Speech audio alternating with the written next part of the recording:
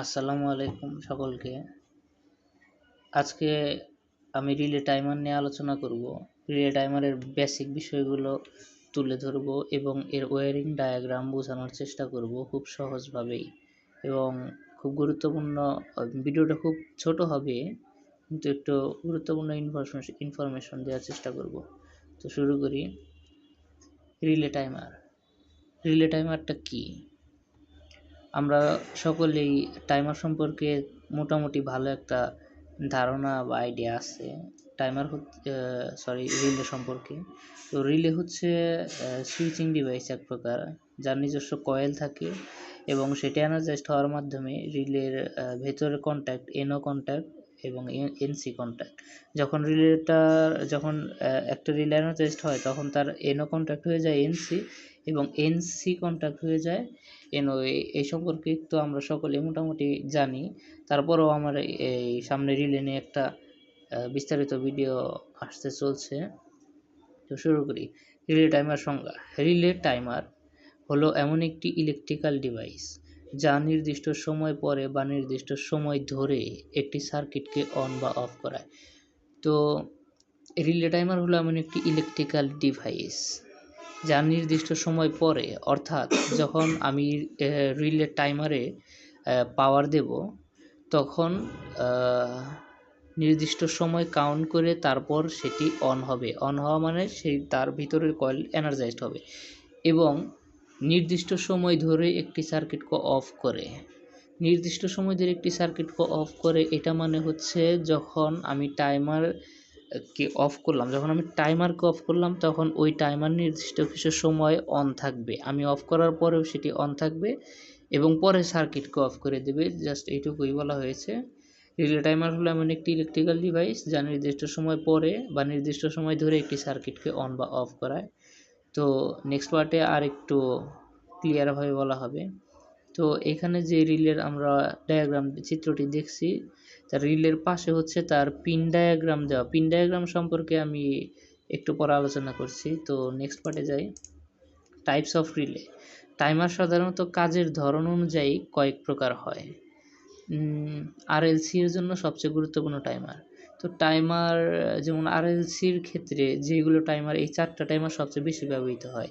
তার মধ্যে একটি হচ্ছে অন ডিলে টাইমার, আর off delay timer, on off delay timer এবং রিটেনটিভ টাইমার। তো অন ডিলে টাইমার কি? অন ডিলে টাইমার পাওয়ার দিলে সাথে সাথে অন হয় না, কিছু সময় পরে অন হয়। ধরুন একটি রিলেকে আমি পাওয়ার দিলাম। পাওয়ার দেওয়া মানে হচ্ছে আমি কানেকশন দিলাম অথবা ট্রিগার করলাম ফেজ। তার কিছুক্ষণ পর মানে নির্দিষ্ট সময় আমি টাইমারে সেট করে দেবো, যেমন 5 সেকেন্ড। ধরুন 5 সেকেন্ডটা আমি সেট করে দিয়েছি ওই টাইমারে। ওই টাইমারটি 5 সেকেন্ড পর অন হবে, মানে 5 সেকেন্ড পর অন হবে মানে 5 সেকেন্ড পর সার্কিটকে অন করবে। উদাহরণ সুইচ অন, 5 সেকেন্ড পরে motor on. Off delay timer. Off delay টাইমারটা হচ্ছে এর উল্টো। কিভাবে? পাওয়ার অফ করার পরও কিছু সময় অন থাকে তারপর অফ করে। মানে টাইমারে পাওয়ার আছে, আমি টাইমারটাকে অফ করলাম কিন্তু সাথে সাথেই অফ হবে না। ওই যে নির্দিষ্ট কিছু সময় যেটা আমি সেট করে দিয়েছি 5 সেকেন্ড, সেই 5 সেকেন্ড পর এই টাইমারটা অফ হয়ে যাবে। এটাই হচ্ছে অফ ডিলে টাইমার। তো নেক্সটে আসি on off delay timer. On off delay timer মানে অন এবং অফ ডিলে টাইমার এবং অন ডিলে টাইমারের কম্বিনেশন।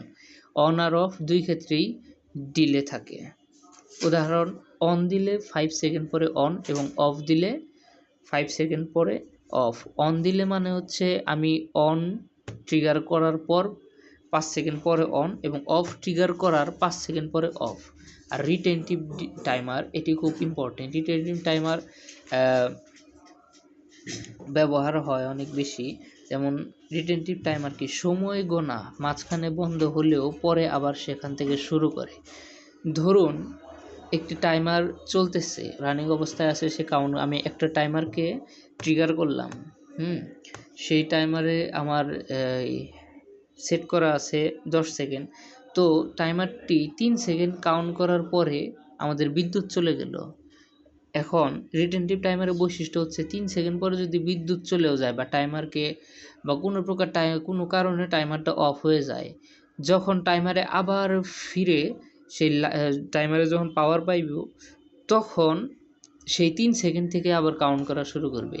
মানে নির্দিষ্ট কিছু চার্জ তার ভিতরে থাকে, যার কারণে 3 সেকেন্ড পর্যন্ত গেছে বন্ধ, আবার চালু করলে 3 সেকেন্ড থেকে কন্টিনিউ করবে এরকম। 8 pin timer relay base diagram. এখন টাইমারের পিন কি সেটা সম্পর্কে বলা হয় না, তো এটা বোঝার আগে টাইমারের পিন কি সেটা দেখতে হবে আমাদের। চলে যাই যে টাইমারের পেছনে এরকম পিন থাকে, এখানে আছে 1 2 3 4 5 6 7 8 8 পিন, যার 8 পিন থাকার কারণে এটাকে আমরা বলি 8 পিন টাইমার। তো এরকম টাইমার পিন থাকে এবং এই পিনগুলো আমি এই যে এই বেসটাতে বসাবো, এই বেসটাতেও 8টা পিন আছে, 8টা পিনের হোল আছে। তো সেইখান এই বেসটাকে বসিয়ে আমি এইখান থেকে লাইন টানবো, এইখান থেকে লাইন টানবো। তো টাইমারের সাইডে যে ডায়াগ্রাম দেওয়া থাকে সেই ডায়াগ্রামটাই এটা। তো এই ডায়াগ্রামে কি বলছে, এই ডায়াগ্রাম সম্পর্কে আমি একটু আলোচনা করি।